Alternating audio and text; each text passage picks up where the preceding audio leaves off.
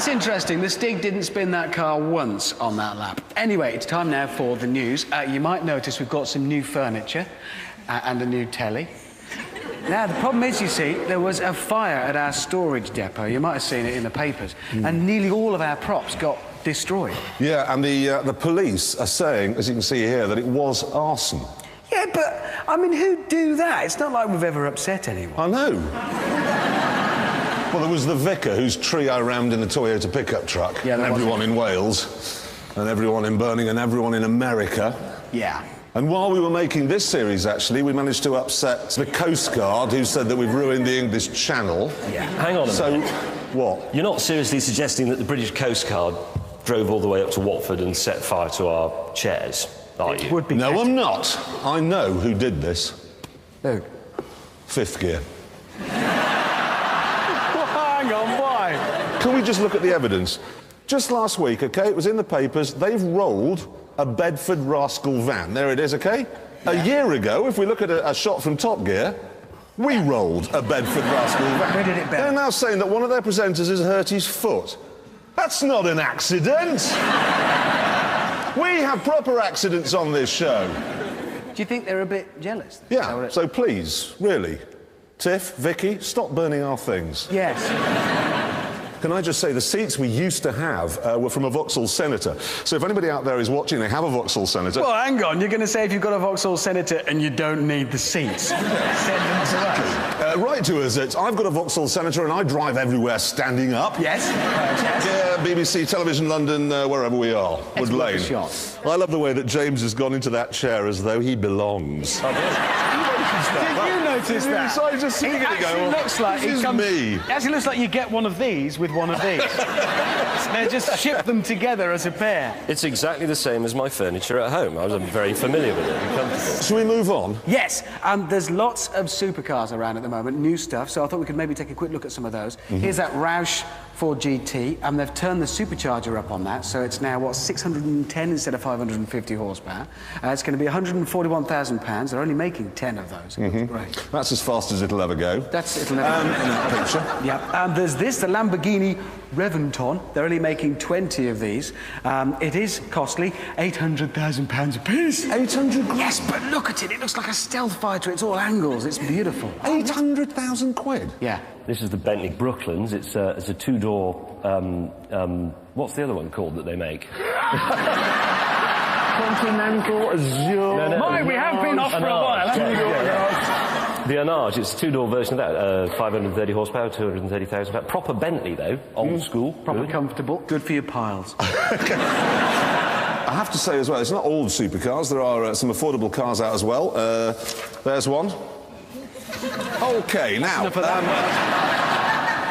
Another quick look at a new car, Subaru Impreza STI Hyper Nutter rally thing coming along. Haven't released many facts about it yet. Probably going to be 300 horsepower there or thereabouts, turbocharged engine. But we're pretty confident it's not going to be a looker. No. No, because, well, here's the photograph they sent out with it. No, that really is. Honesty, that's the photograph they sent out. We haven't faked that. No, we have not faked that. That's what they sent us. So, can you send us a picture of a new car? Yes, here it is. Doesn't suggest confidence, does it? It's No. a pig, we know it. Oh, now, listen, you know in the olden days when Britain was a sensible country, if you had a bump on the motorway, put your car on the hard shoulder, exchange names and addresses of the other guys, and then you went on your way. Not anymore. Have you noticed this now? If you have a bump on the motorway now, you know those policemen who aren't really policemen? They come to the scene of the crash and close the motorway. Have you noticed? I was coming down the M40 on Wednesday, tiny crash, couple of broken indicator lenses. They got there and they had shut all three lanes. Huge queue, people missing meetings, people missing flights, just so that they could run around picking things up. It's just, I've never seen. And do you know what? I got into the office, I thought, I'll just find out how many other motorways have been closed today. Do you know what it was? I've got a list here. Just on that one day, the M40, the M1, the M25, the M26, the M66 and the M42, all shut by these wombles. We can manage without you, you day-glow. Oh, Wombles. That's touching, ladies and gentlemen. His first rant of the series. Yes. Yeah. Have you got more news? I have got more news. Bentley have recalled some cars. There's a problem with their wheel nuts, apparently. They might not be fastened properly. Bentley say it's not a big deal. It's only one batch of nuts affected. It only affected, I've got it written down here, it only concerns the Arnage R, and the Arnage T, and the Arnage RL, and the Azure. So basically, pretty much all of the cars they make. And it's only those built between February '05 and August last year. So that's a year and a half. No, my favourite is the government, OK, who actually run this recall. They say here, if the bolts do become loose, this would in all probability be noticeable to the driver. Yes, it will. Yes. There would be a considerable mechanical knocking noise. Oh, when a wheel comes... And sparks. And the road. Sky Road ditch. Dear, I think there might be something wrong with the car. I think they were jealous of Rolls-Royce, because they used to say the loudest thing in a Rolls-Royce at 100 miles an hour is the clock. Yeah. So now Bentley can say the loudest thing in a Bentley at 100 miles an hour is the front near side wheel falling off. New highway codes come along, and it says now that they advise you don't smoke while behind the wheel. Why? I mean, us three all smoke, OK? It's nothing to be proud of. The fact is that we all do, and we don't crash. Well, two of us don't, so... Actually, I've given up smoking as well now. Well, there you are. You can't do two things at once. I can multitask. You can multitask? Yeah. Yeah, I've seen you putting your makeup on. Yeah. And driving. And driving. I've seen you multitask and driving. No, you can't talk about that on the television. That isn't in the highway. Yeah, I think, well, so the people who wrote the highway code thing, you know, the ones who say if you feel tired, pull off at the motorway services or whatever. So you weren't allowed to. Because you can't while driving. Services and pull off. So they say that, but on the other hand, they say you can't. There's no way you're going to... On the other... Just because they can't drive and smoke at the same time doesn't mean the rest of us are all spankers. That is ridiculous. No, it is a good point. Although it gives me an idea, because we've got our track here. Why don't we have, like, track days, but instead of getting caught up on how fast you go around and all of that, we just let people smoke while they're driving. Or put their makeup on. Or use their mobile phone. All of the stuff you want to do. Or eat a pie. Yeah. Round our track. And speed. That is fantastic. Now, £100, you're late for work, you think, oh, God, I'm going to make a call. I'll go around the top rear test track. You can make the call, have a pie. A little slice of freedom. And you don't have to pull off in the services. No, exactly. And the £100 that you pay us, we can spend on new seats. And that's the end of the news.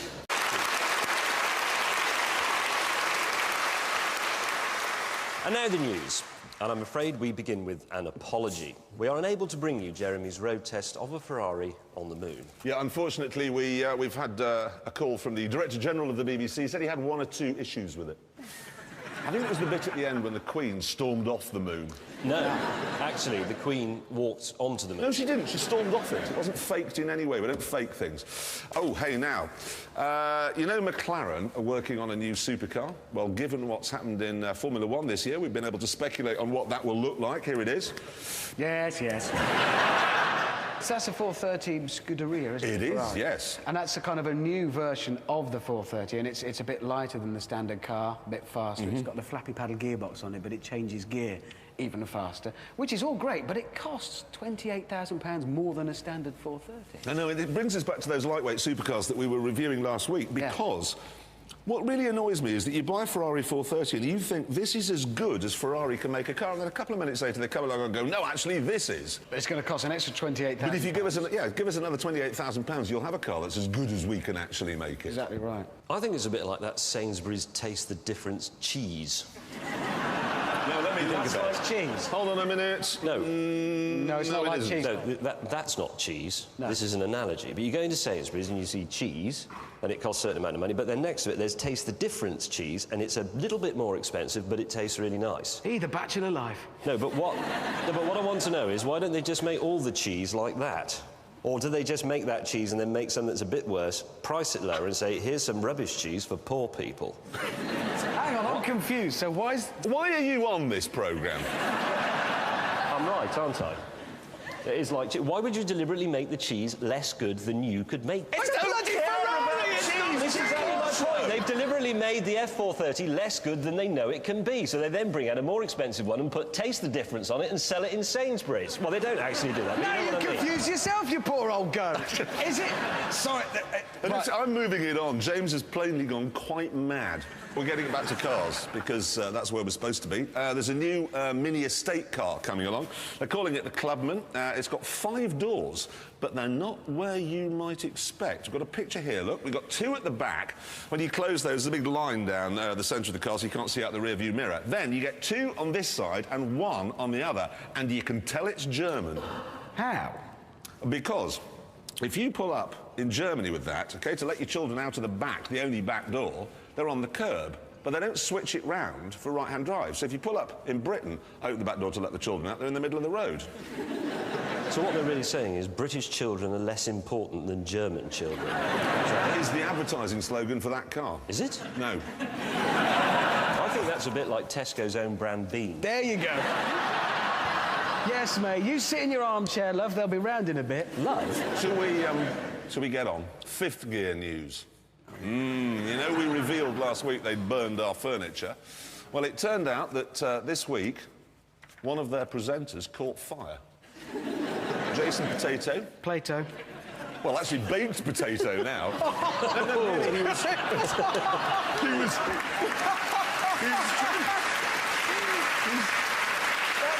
he was belting down the runway at Bruntingthorpe. His car caught fire. He was quite badly injured, actually, to go to hospital. He'd burnt his hand and his face and what have you. We wish him a speedy recovery. I'd just like to say thank you, God. Well, it's a Sunday show. He likes Top Gear more. Yeah, God's on our side. I think He sent his son along this week. Look, Jesus has come. Has come amongst us. The Son of God does not go to 5th gear. He doesn't. That's never been said before. No. Oh, now, I've got a new car from America launched this week. It's called the SSC Ultimate Aero. There it is, 1,183 horsepower, 0 to 60, 2.8 seconds. And this week, it set the fastest ever speed for a road-legal car, 256 miles an hour. Can you believe that? Ooh. They say the body is solely carbon fibre and weighs 131 pounds, if you don't count the doors, the bonnet and the boot. That's quite a lot of fun. I weigh 131 pounds if you don't count my arms, legs and head. It's a fair point. It also says it has a completely flat belly, the only thing in America that has. Yes, all right, look, hang on, we mustn't mock the Americans too much, because credit where it's due, they've done it. It is the fastest production car in the world. That's an achievement. I bet this is rubbish. Why? No, I bet it is, because the man who did the speed run in it was 71 years old. Yeah, but that just proves how easy it is to drive if a man can... No, it shows they didn't have all that much faith in it. Because, I mean, if you think about it, what did the advert say? Wanted elderly widower to drive a car we're not very sure about, must have not much else to live for. Oh! That won't be as good as a Bugatti. I'm telling you now, it won't be as good. No, I've got a thing here from a company that makes brake discs and brake pads and things, and they're urging us all to check our brakes, make sure they're working properly, because, according to some statistics from the Department for Transport, 1 in 3 accidents happens because a vehicle fails to stop in time. Well, whereas I thought it was actually all accidents. Lewis Hamilton.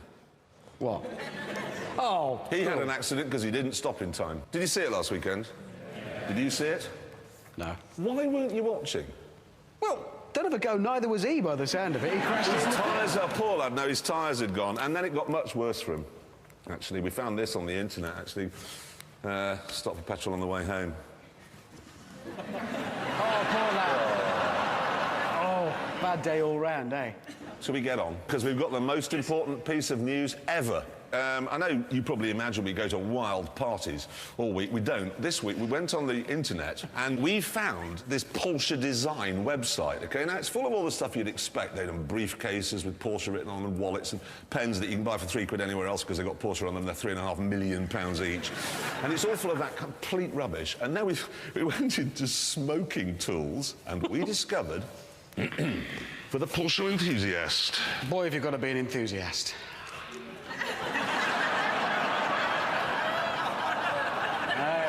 Porsche designed pipe. These are real, genuine. They cost quite a lot of money, but they come in 4 different colours and different styles. I've spun off in my Porsche, look at that. Mine won't start properly. No, of course it will. it's a Porsche. Persevere. No, what are you doing, man? No, other way around you. Ah. It's a 911 Porsche. Hot bit goes at the back. You don't look right with that, but have you noticed over my shoulder? Oh, no. Look at him. I've never seen... With the chair, the pipe, we're building up the perfect picture for you, mate. I think next week... I'll tell you something. You see, he's pointing. I haven't actually got anything to tell you, but I just wanted to point at you with my pipe, like pipe smoke. And I'll tell you something else. Oh, God. That's not gone well. They are...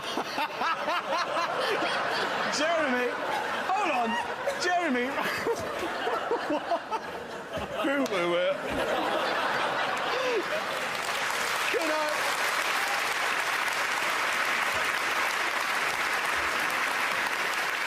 Can I just get quite clear?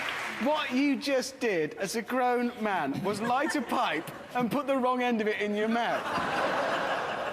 What are you like on bonfire night? You bloody idiot. That isn't the end of the news, but we are ending it there. It's time now to move on. So. And now the news. And this just in from Keira Knightley. She says she's disappointed, but she understands. Anyway, on with road safety news. Some Swiss researchers at a university have found that young men drive faster when they hear masculine words. Some particularly dangerous words they've identified are muscle and beard. What, so they drive faster when they hear those words? Yeah, when they hear the word beard. But the interesting thing is... Now, hold on a minute. Are you suggesting that if I see him coming the other way, I will speed up? Yes. It's a beard. It is a beard. You will speed up by 1 mile an hour. But the converse is true, because they slow down again if they hear feminine words such as pink and lipstick. If I hear the word lipstick, I just assume my dog's got excited again. I have to say, though, Hammond, this would be brilliant, because, you know, when next time he gives us a lift and we want him to speed up, i.e. always, we just have to sit in the back shouting manly words at him. What, so just shout... Power drill. Work boots. We could lose him his licence, because wait until he's just coming up to a speed camera, lean over and just whisper, big pliers. 100 mile an hour, James May just in a fluster. And then when we want him to slow down, we just have to use feminine words. Pink. Fluffy. Joking apart, though, I think this is actually quite interesting. If you actually said bra, you'd screech to a halt immediately. But I think that maybe the reason why I always tend to drive a bit too slowly is that I'm always thinking about the John Lewis kitchen department. Hey, now listen. Last week we went to Botswana. I hope you saw it. And the idea of the story was that we were saying you don't need a four-wheel drive car to drive off-road, and you'd be amazed how long an old car can be kept going even when you think it's dead. Unfortunately, it became really a love story. It was the story really of a young man who went out there to Africa and he... Hang on a minute. What? Because I think we can improve this with an old Top Gear prop. Hold on. What old Top Gear prop? Just hang on, I'll find it. Well, you're an old Top Gear prop, how can you... Oh, no, that. No, honestly, this will improve it immensely. I'll start again. Would you? Yeah, hang on. Yeah. Wait for it. Right. OK. So, it's the story, really, of a young chap who went to Africa and fell in love with a 43-year-old Opel Kadett who he called Oliver. And they would sit for many hours under the stars, telling each other they had eyes like pools of moonlight. And now he's decided to ship him back. I've said him. Ship it back to England, haven't you? Yeah, I have. He's coming home.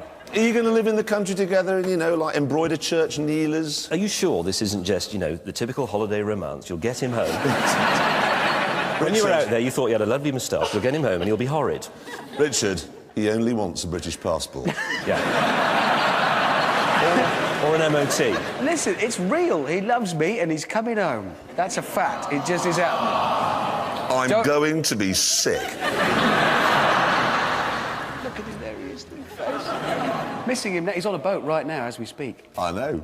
No, you're not offloading. Bristol. And I know when. Anyway, let's move it on, shall we? Go on. Yes, now you may remember the first programme of this series when we went over to Europe and drove all around the place trying to find fabulous driving roads in those lightweight supercars. Well, we heard from a chap who did the same And we'd said, look, do it, it's brilliant. Well, a chap did, and he sent us his holiday photographs. He sent us a photograph here of him on the first day of his trip at the Stelvio Pass, where we actually were, with his Lamborghini. And he also then sent us a photograph of how it ended up on his holiday. Here it is. Not, yeah. The thoughts he's having about Top Gear now, not generous. Not good. Now, the police in Hampshire are running an advert of a jolly policeman in his tall helmet, and they're putting it on the back of a bus. We've got it here. There you are. It's fine, except for where the bus's exhaust pipe is. There's his... No, that poor man. Imagine driving behind that. Look, there's me, there's my small metal penis. He will be the crossest policeman in the world. If you get pulled by him, it's bad news. It is. I mean, if you do get pulled by him for speeding, don't whatever you do say, aren't you the one for the exhaust pipe for a pig? Hey, now listen, you know you two, OK? You know London well enough. Yeah. Name for me what you think is the traditional London minicab. Minicab. What car? Toyota Camry. Nissan Primera. Yeah. Hyundai Sonata. No, you're wrong. Oh, God, where are my glasses? Not again. Here we go. Somebody has compiled, OK, a list of minicabs registered in London. I've got them here, OK? 17 of them are Bentley Continental GTs. 3 are Maybachs, the big ones, the 62s. And there are 8 two-seater Merc SLs. Minicab. You want to know why? Yes. Because if you register your car as a minicab, you don't have to pay the congestion charge. But hang on. How much does it cost to register your car as a minicab? Well, OK, congestion charge, £8 a day, and that's going up, but it's £8 a day now, so that's £40 a week.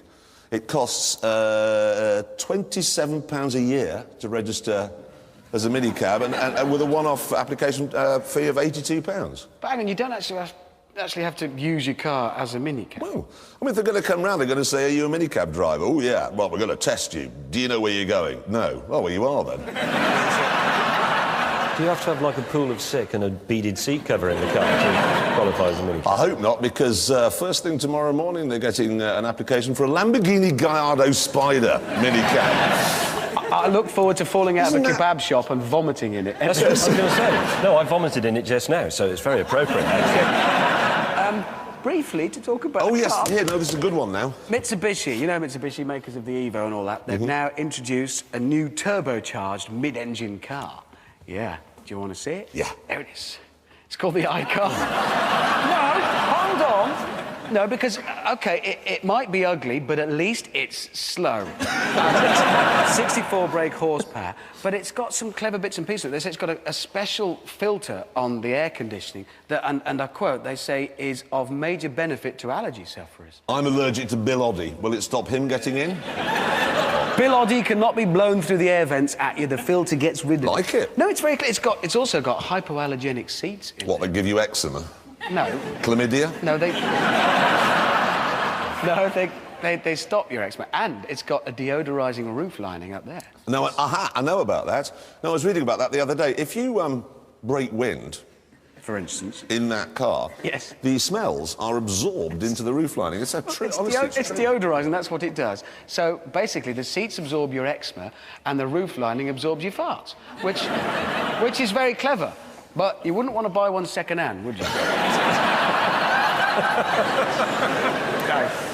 Right, it's now time to move on. And for me to drive a car, it's called the Caparo T1, and it's possibly the most amazing, maybe the fastest, and almost certainly the scariest car ever made.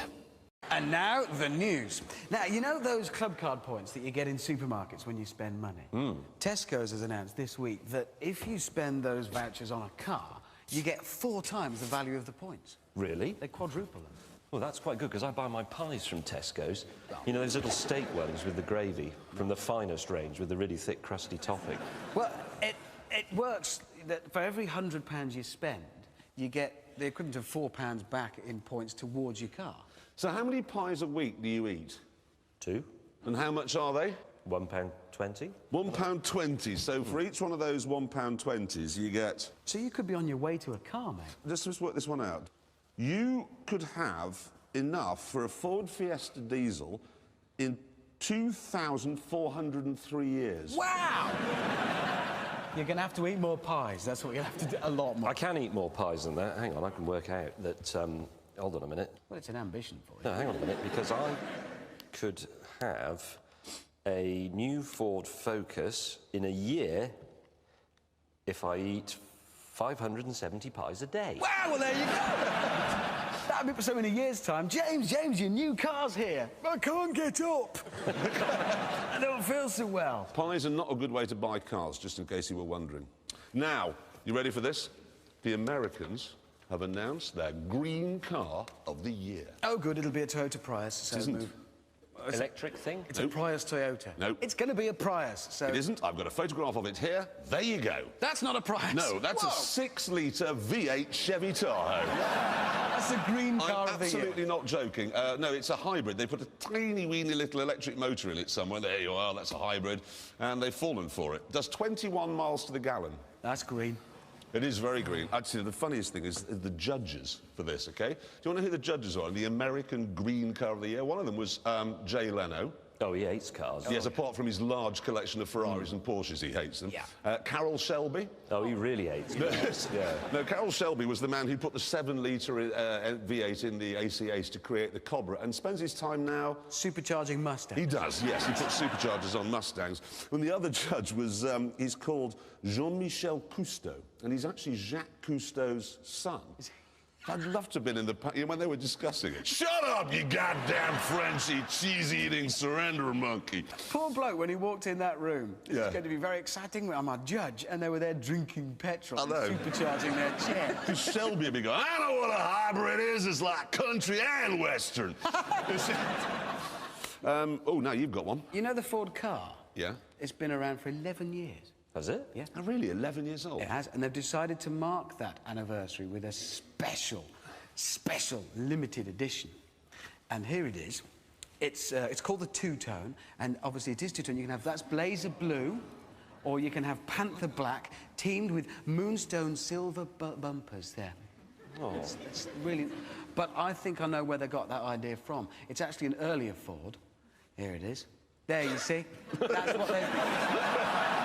No, because no, because the bodywork is Dagenham Hospital white, and then that's burnt freesia door there, and this back door I think is from the Autumn Mist collection. That's an exciting special edition.